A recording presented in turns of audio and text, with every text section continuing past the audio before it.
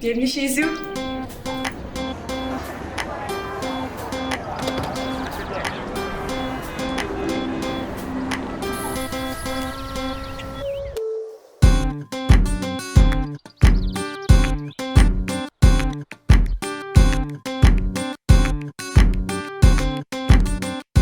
Alors, j'ai recommencé. Est-ce que vous êtes stressés ici aujourd'hui? Oui. Bon, ça marche. Moi aussi, je suis stressée parce que j'ai pas trop l'habitude de donner des conférences sur le stress. Habituellement, je dois vous avouer, quand je fais des présentations, c'est sur des nouveaux médicaments ou des protocoles médicaux. Et puis, les gens sont pas masqués, puis les gens sont pas à la maison, habillés en mou, que je vois pas. Mais bon, c'est une première. Alors, le stress, la bonne nouvelle, c'est que ça fait partie de la vie. Hein. Le stress est un processus évolutif et puis on en a tous besoin. On a besoin de nos hormones de cortisol, d'adrénaline, de noradrénaline pour pouvoir faire face aux dangers de la vie. Comme moi, par exemple, je suis vraiment prête à affronter un lion, à soit courir ou à l'attaquer si jamais c'est vraiment juste ça que j'ai besoin de faire. Quand on n'a pas assez d'hormones de stress, on peut développer des maladies, dont le syndrome d'Addison. Et puis, entre autres, les historiens disent que John F. Kennedy aurait eu ce syndrome-là. C'est ce qui lui aurait donné un beau teint un peu plus basané, là, parce que c'est un des signes de la maladie. Alors, la bonne nouvelle, c'est que le stress, comme j'ai dit, c'est nécessaire. Par contre, c'est comme l'alcool, la modération a bien meilleur goût. Là, le parallèle avec l'alcool s'arrête maintenant, c'est peut-être pas le meilleur parallèle parce que bon, quand il n'y a pas beaucoup de stress, on s'ennuie, on s'endort. On a besoin un petit peu plus de stress pour être réveillé, pour bien performer. Par contre, si on a trop de stress, au contraire, là, à ce moment-là, ça va devenir contre-productif, on peut limite paralyser. Et puis, j'aime beaucoup ce graphique-là parce que ça fonctionne pour les stress aigus comme moi présentement aujourd'hui. Ça fonctionne aussi sur les stress au plus long cours, des stress qui sont soutenus. Donc, au début, on va bien performer, mais à plus long terme, on va s'essouffler, notre corps va s'épuiser, puis on peut développer des symptômes, des signes de maladie mentale, des signes des symptômes physiques aussi. Un petit peu? Je parle trop vite. Ça, c'est un symptôme de stress aussi. Si on revient, en fait, il manque une slide. En fait, les signes de stress, on les a dit, on les connaît plutôt. C'est de parler trop vite, donc je vais essayer de parler moins vite. Les autres signes de stress, par exemple, si on prend moi, je me sens un peu tendue présentement. Mon cœur bat vraiment vite. J'espère que ça va se calmer au courant de la présentation. Je pense même que le micro ici va l'enregistrer comme un beat de bass. Et puis, j'ai les mains un petit peu moites, la gorge un peu serrée, mais c'est tous des symptômes normaux de stress. Alors, on les accueille et puis on va essayer de parler moins vite. Merci pour les autres commentaires. S'il y en a, je les prends. Alors, si je vous ramène un peu dans le temps, si vous remontez à l'année passée avec moi, ici, c'est ma petite maison aux îles de la Madeleine, sur le chemin des Échouries. C'est une petite maison, en fait, c'était ma maison de rêve, hein, c'était sur l'île du Havre aux Maisons. Les îles de la Madeleine, je sais pas si vous y êtes déjà allés, c'est un petit paradis. C'est l'endroit que je préfère au monde, en fait. C'est là que j'ai rencontré le père de ma fille. C'est là aussi que j'ai commencé ma pratique. L'année passée, donc, je suis retournée aux îles de la Madeleine pour la première fois depuis ma séparation avec ma fille pour vendre ma maison. C'était tellement beau, ce petit milieu de paradis-là, que Joanne Ouellette, qui est une artiste peintre, en avait fait une toile. Et puis, on me voit ici avec ma petite fille Clara, qui a maintenant 7 ans, que j'ai eue aux îles de la Madeleine. Et puis, son papa qui est là, qui lave les draps. Bon. C'est de l'art. Puis, quand je suis allée aux îles de la Madeleine pour vendre la maison, j'ai commencé à avoir des grosses migraines. En fait, j'en avais déjà fait par le passé, mais là, vraiment, j'ai commencé à avoir des migraines qui m'ont vraiment mise à terre. Puis, j'étais aux îles, c'était les vacances. J'étais incapable d'en profiter. Et puis, sur le coup, j'ai pas réalisé d'où ça venait, ces migraines-là. Mais ensuite, avec le recul, je me suis dit, en fait, ce petit morceau de paradis-là, c'était le dernier vestige que j'avais de ma vie rêvée de famille, hein, parce que quand on a un enfant, on se projette dans l'avenir, on se tricote un avenir avec cette famille-là, la famille nucléaire qu'on idéalise aussi. Et puis là, pour le mieux, on s'est séparés, mais il restait ce petit bout-là. Et puis j'ai réalisé que ça a eu un gros impact pour moi. Ça a tellement un gros impact que les migraines, je les ai traînées pendant des mois. J'ai eu mal à la tête sans arrêt pendant des jours. J'ai vu mon ostéopathe, j'ai vu mon acupunctrice, jusqu'à temps que mon ostéopathe me dise « peut-être que tu devrais aller voir ton médecin. » Et puis c'est à ce moment-là que j'ai commencé à prendre un médicament pour m'aider pour mes migraines, pour m'aider à gérer ça, qui était en lien je crois, avec ce stress-là qui était un peu inavoué. Hein. Souvent, on va se déconnecter un peu de notre corps, on va se déconnecter pour bien fonctionner. Puis, plutôt que d'avoir de la compassion pour cette souffrance-là que j'avais, ça faisait vraiment mal. Pour ceux qui ont fait des migraines, déjà, ils savent à quel point ça peut être incapacitant. Plutôt que d'avoir de la compassion, en fait, j'étais vraiment juste frustrée. J'étais frustrée parce que j'étais limitée, parce que j'étais plus impatiente avec ma fille, puis parce que je pouvais plus aussi bien performer qu'avant. Alors, donc j'étais fatiguée par les migraines. Au début de l'année, j'avais pris des bonnes résolutions. Je me suis mis à faire du yoga. Ça m'a aidé. J'ai commencé à méditer aussi à tous les jours. Ça m'a aidé un peu. Malheureusement, après quelques semaines, je me suis blessée puis j'ai dû arrêter le yoga. Donc, pas assez pour me remettre un peu en forme, pour sortir de cette fatigue de stress des dernières années, de la séparation et de tout ça.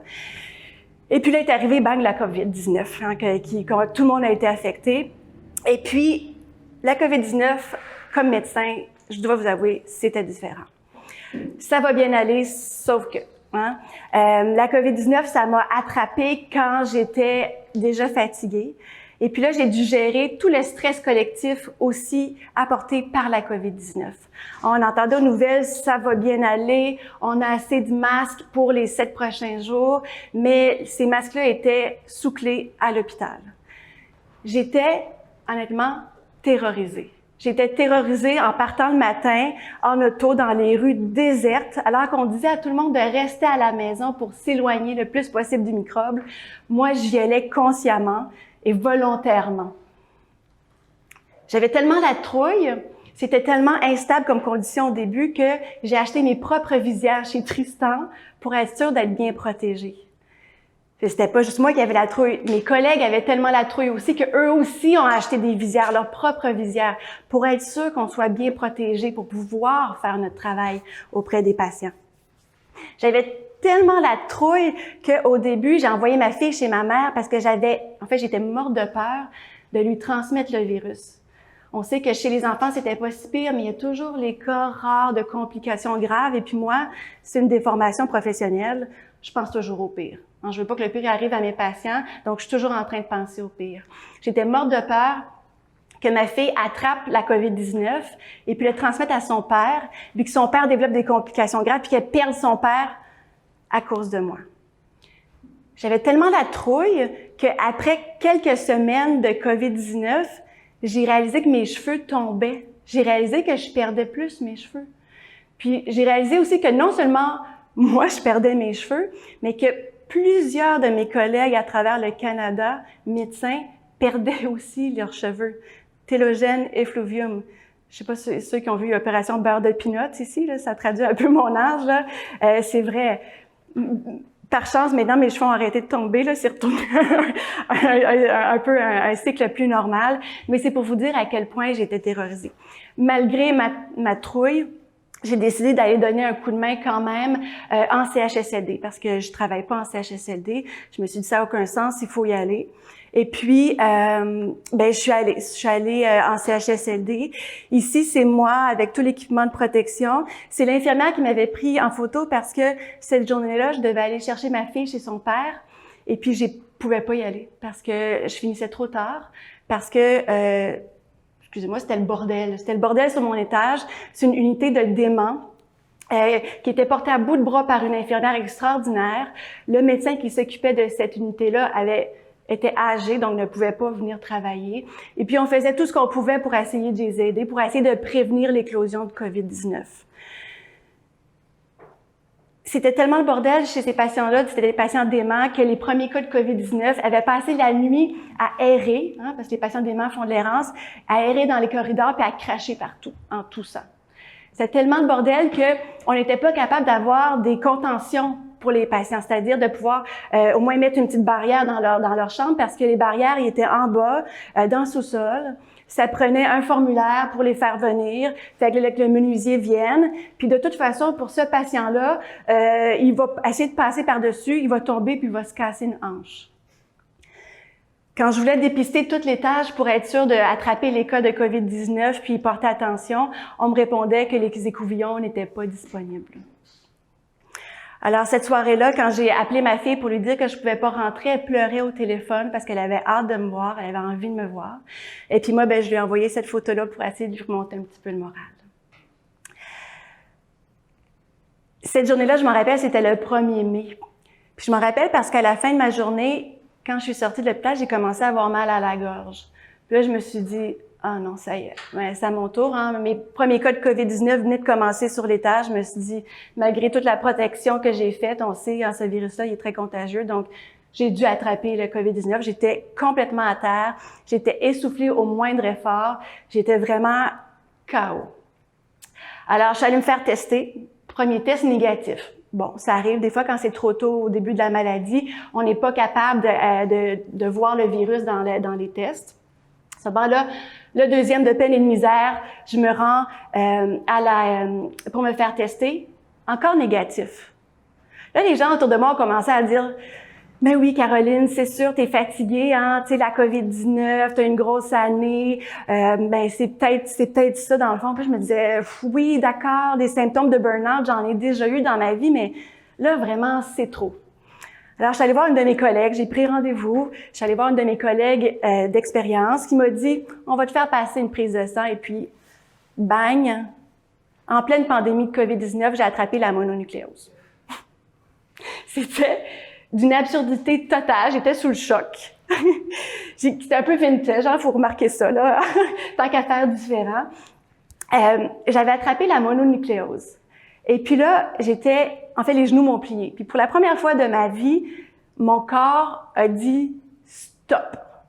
À travers toutes les épreuves que tout le monde a dans sa vie, toutes les épreuves que moi j'ai eues dans ma vie, des fois on peut choisir de continuer ou d'arrêter, de s'écouter, de pas s'arrêter.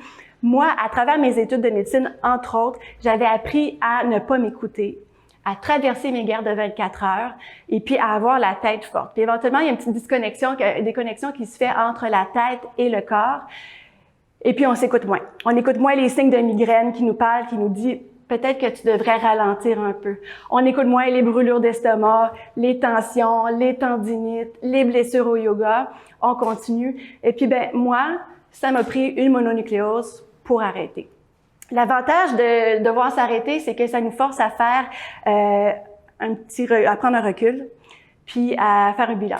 Et puis moi, je me suis dit, on va voir, je suis revenue un peu sur mon parcours en fait comme médecin. Et puis, alors ça, c'est moi quand j'étais jeune avec ma sœur qui me regarde aussi aujourd'hui. Demandez-moi pas je suis laquelle. Là, je pense que je dois être celle qui porte les lunettes comme il faut, mais je suis pas certaine. Moi, quand j'étais petite, je voulais pas être médecin. Je voulais être professeur, vétérinaire. Je voulais être comtesse de l'air, hein, parce que dans le temps, on disait... qu'est-ce qu'on disait? On disait pas Jean de Bord, on disait hôtesse de l'air, c'est ça, merci. Hein. Moi, je disais comtesse de l'air.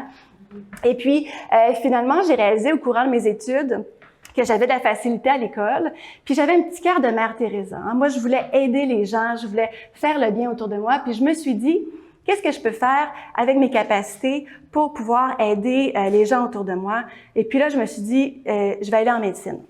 Je suis pas rentrée en médecine tout de suite parce que j'ai pas eu les notes. J'ai fait 2 ans de psychologie. Ensuite, je suis rentrée en médecine. Et puis là, je pensais, ça y est, je vais soigner les gens, je vais faire le bien autour de moi. Ah non, non, non. J'ai mis le nez dans mes livres pendant des années. J'ai mis le nez dans mes livres pour apprendre comment les pompes sodium fonctionnent. J'ai appris le cycle de Krebs, le fonctionnement des mitochondries. Et finalement, j'ai réussi à devenir médecin puis à aller pour soigner les gens.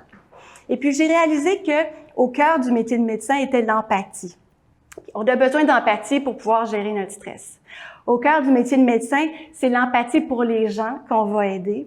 Et puis, j'ai réalisé à travers ma résidence, mais aussi à travers ma vie professionnelle, que plus je suis stressée, je vais dire je, mais je pourrais parler au on parce que ça a été décrit, plus les médecins sont stressés, plus ils sont fatigués, moins ils ont d'empathie envers leurs médecins, envers leurs patients, plus ils développent du cynisme. Alors moi, mon signal d'alarme, quand je commence à avoir moins d'empathie envers mes patients, je me dis « Ah, Caroline, ralentis un peu. » Pour charité bien ordonnée, commence par soi-même, mais pour être un bon médecin, il faut être capable d'avoir toute l'empathie qu'on peut avoir pour les patients. J'ai aussi réalisé quand j'ai gradué que l'empathie des patients envers moi était importante pour moi aussi. Hein, dans les dernières années, avant la COVID-19, avec toutes les réformes qu'il y a eu, on a eu beaucoup de, si vous me permettez l'anglicisme, de doctor bashing. Hein, comme médecin, puis j'ai parlé comme médecin de famille parce que j'en suis une, on donne beaucoup aux gens. Et puis, on a une belle sécurité d'emploi, c'est vrai, mais on en donne tellement que notre plus grande paix, c'est vraiment la reconnaissance des gens pour notre don de soi puis notre don de vie pour la médecine. Et puis quand les gens commençaient à chialer puis à critiquer les médecins et à avoir une opinion négative des médecins, je dois vous dire, toute la communauté a eu, ça a été un gros coup pour le moral des troupes, là, à travers tous les médecins du Québec. Une fois que j'ai gradué, je me suis dit, ça y est, je suis une travailleure autonome maintenant. Je vais pouvoir atteindre l'équilibre, finalement. J'ai déménagé aux îles de la Madeleine. Je vous ai dit que c'est l'endroit que je préférais au monde. J'ai commencé ma pratique aux îles de la Madeleine. Puis je me suis dit, je vais pouvoir avoir un bel équilibre de travail, de loisirs, de création, d'épanouissement, finalement. Mais malheureusement, ce qui m'attendait, c'était pas tout à fait ça. Ça, c'est ma petite bête couettée des îles de la Madeleine, fière devant son premier bureau de médecin qui donnait face à la mer, quand même. C'était plus petit, mais il donnait face à la mer. Mais j'ai vite réalisé que c'était plutôt ça qui m'attendait. Alors ça, c'est le dossier d'un seul patient, OK? Et puis, vous pouvez remarquer que c'est écrit « tombe B » dessus. J'ai aussi été confrontée à la responsabilité de mes actes. Quand on est médecin, à travers nos études, on a toujours un patron. Dans notre jargon, le patron, c'est l'enseignant, qui co-signe, qui attrape nos erreurs, qui attrape nos oublis, qui nous fait de l'enseignement ainsi. À ce moment-là, il y avait seulement un nom sur le dossier et c'était le mien. Et puis, on apprend beaucoup de choses en médecine, mais on n'apprend pas tellement à gérer le risque de l'erreur médicale qui va arriver, qui est là, qui est présent. Puis, on n'apprend surtout pas à gérer l'erreur médicale qui va arriver. Moi, ma première erreur médicale, je l'ai faite dans ma première année. C'est une malchance, mais c'est dans ma première année. Puis, j'ai eu de l'aide pour faire la présentation par Lorena, la magnifique Lorena, qui m'a beaucoup aidée. Puis, on a parlé de cette erreur-là. Puis, je vous dirais, le sujet est tellement tabou que j'ai pas été capable de décider de vous en parler plus que ça. Le sujet est tellement tabou en médecine, alors qu'on devrait pourtant partager toutes nos erreurs. Hein. On apprend tellement des erreurs des autres ou de nos presque erreurs, nos near miss, mais malheureusement, il y a cette erreur-là. Hein? Qui, au travail, s'est déjà trompé ici en écrivant un courriel à quelqu'un, dans le nom du destinataire ou un texto, oups, on l'envoie à la mauvaise personne. Bon, tout le temps. Bon. Imaginez maintenant si vous, dans votre travail, vous n'envoyez pas de courriel, mais vous faites des prescriptions à longueur de journée. Bien, imaginez que vous vous trompiez dans le nom du patient d'une prescription. Mais moi, ça m'est arrivé. Puis heureusement, en médecine, il y a plusieurs filets de sécurité, dont les filets des médecins, des pharmaciens et des infirmières, mais malheureusement, des fois, ça passe un petit peu au travers. Ce qui m'amène à vous proposer le breakout room et à vous poser la question, et vous, jusqu'à quel point est-ce que vous seriez capable d'accepter que votre médecin fasse une erreur médicale ou est-ce que je devrais dire une erreur humaine? Bon, alors voilà, le temps est écoulé. Est-ce qu'il y en a qui seraient intéressés à partager leurs conclusions ou leurs réflexions? Ça peut se faire soit de vive voix ou par le chat. On aimerait beaucoup vous entendre. On a Pascal qui a levé sa main puis qui veut nous partager sa perception là-dessus. Oui, vous m'entendez bien? Oui, on t'entend. Bien, je trouve ça assez incroyable. Tu sais, moi, je crois que des fois, on est à bonne place au bon moment. Puis moi, j'ai vécu des erreurs médicales là, énormes là, dans la dernière année. J'étais obligée d'être en arrêt de travail pendant 5 mois avec aucun suivi médical, aucun diagnostic parce que, en fait, souvent, les médecins ne me croyaient pas qu'est-ce que j'avais comme symptômes. Mais en tout cas, je vous fais un gros résumé. Mais ce que j'allais dire, c'est que moi, j'aimerais tellement ça que tout le monde puisse reconnaître les erreurs médicales. Je trouve que ça serait un grand avancement dans notre société. Puis moi, tu sais, pour moi, là, je me débat un peu. J'essaie d'avoir des soins en ce moment. Puis, tu sais, là, j'ai fait une plainte parce qu'on m'a dit qu'il fallait que je fasse une plainte. Puis là, j'essaie de faire une plainte. Mais là, on me dit ah non, dans ce cas-là, il n'y a pas d'erreur médicale. Puis je trouve que c'est tellement complexe, cette question-là d'erreur médicale, parce que, dans le fond, d'où vient le problème? Est-ce qu'il vient de la communauté médicale qui n'aime vraiment pas qu'on reconnaisse les erreurs? Alors là, nous, on devient frustrés aussi. Puis merci beaucoup de partager aussi le point de vue du médecin. Et moi, aujourd'hui, ça me fait tellement bien d'entendre un médecin qui dit qu'il a besoin d'empathie parce qu'on en a tous besoin. Puis je trouve que ça, là, ça serait déjà un bon début. Là, mais parfois, je trouve que le médecin, malheureusement, est mis un petit peu sur un piédestal. Fait que là, c'est comme si lui, il est un tout-puissant super-héros. Alors, on n'a pas besoin de donner d'empathie. Un super-héros, hein, il est supposé sortir avec ses super-pouvoirs. Fait que, mais moi, là, j'aimerais ça que tout le monde soit des humains ensemble. Ça serait super. Hein, ouais. Hey, merci beaucoup, Pascal. C'était super intéressant ton partage. Est-ce qu'il y a quelqu'un d'autre? Véronique a levé la main aussi. Véronique, tu vas pouvoir te unmuter. Oui, en fait, moi, j'étais dans la même équipe que Pascal. Donc, je suis pour le fait qu'on a le droit à l'erreur. Tout le monde a le droit à l'erreur. Par contre, au niveau de la reconnaissance de l'erreur humaine du côté médical, je me demande s'il n'y a pas aussi une question de... On doit avoir confiance en ces professionnels-là. C'est des gens qui ont quand même beaucoup d'études, puis je pense qu'il ne faut pas qu'on perde la confiance des gens. J'ai l'impression qu'actuellement, il y a beaucoup de gens qui se font un peu, pas médecins, là, mais dans le sens que pour tous les corps de métier, j'ai l'impression qu'on perd un peu confiance au corps de métier. On croit qu'on est capable d'avoir la réponse à tout.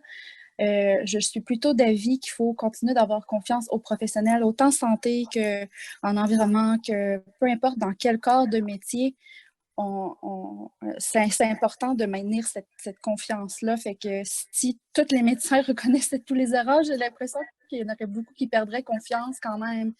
C'est à nous à juger si c'est le bon traitement ou la bonne personne pour nous aider, ou bien si ce n'est pas un autre corps de métier comme les ostéopathies, chiropratie, etc.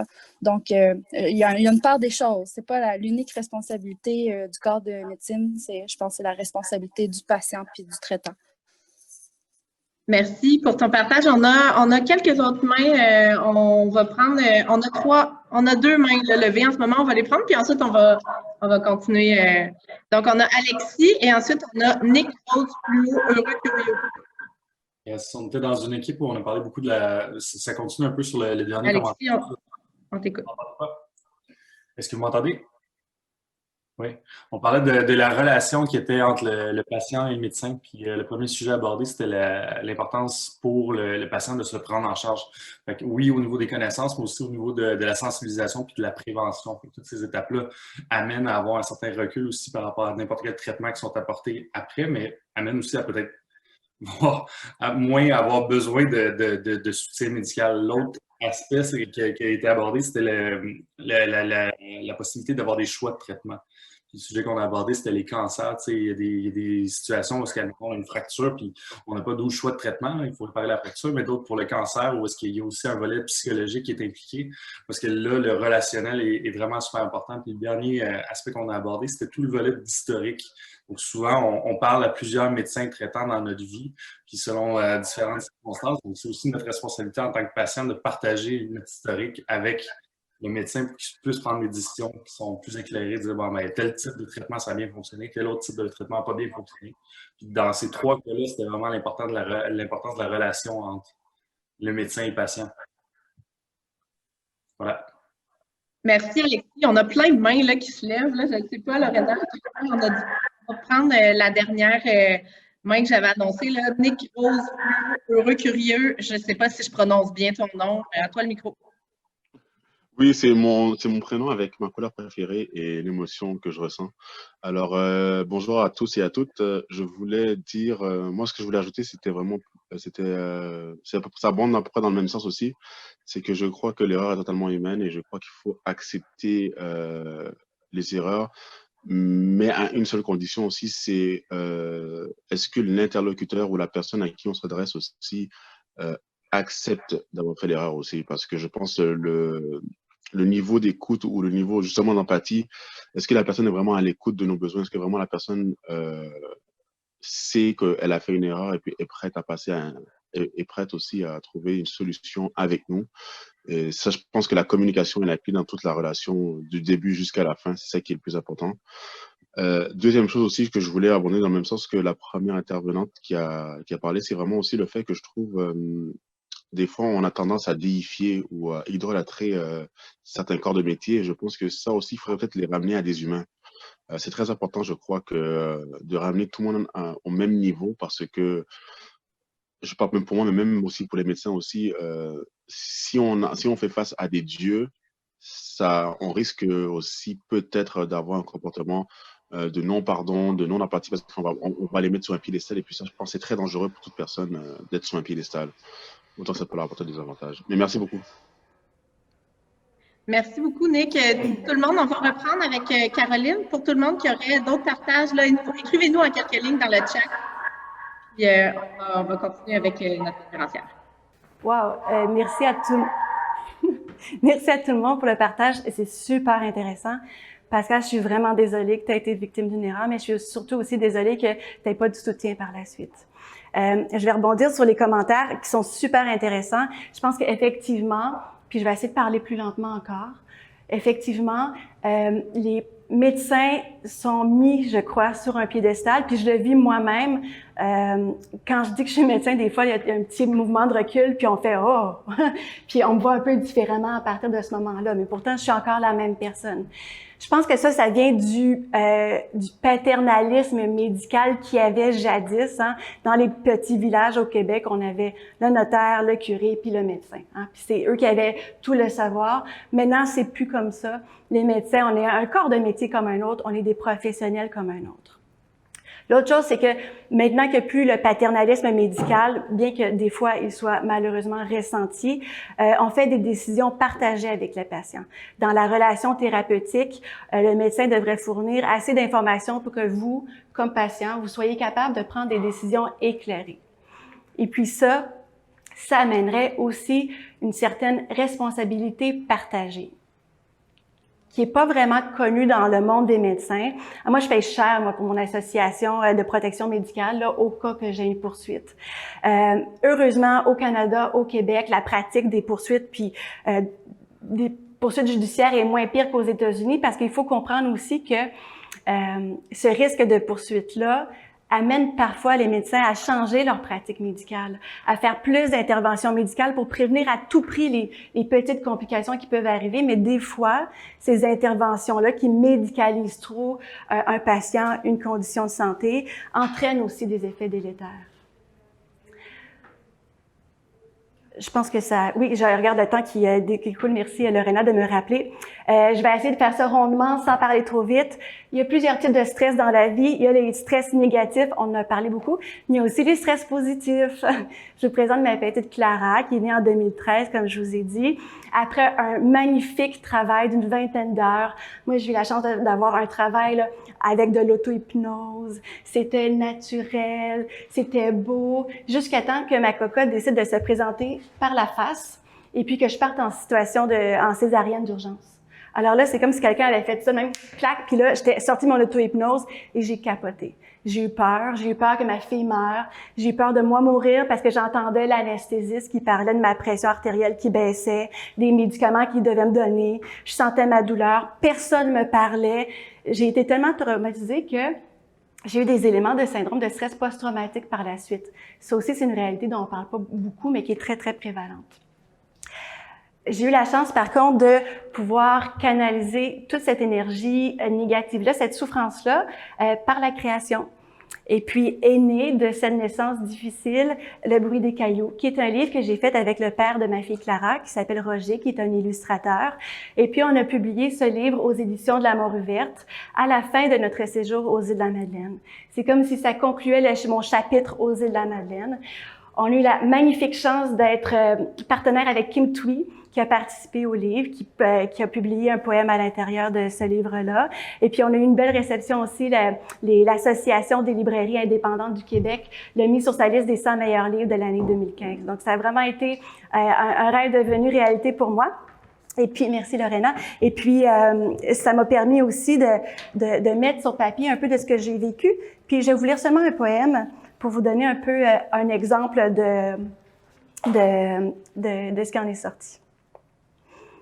Saison de grande pluie et de ciel gris. Une corneille dans la tête. Jusqu'au silence de terre mouillée qui apaise. Jusqu'à ce que monte l'envie de creuser le sol de mes mains, puis de me lever, les ongles noircis.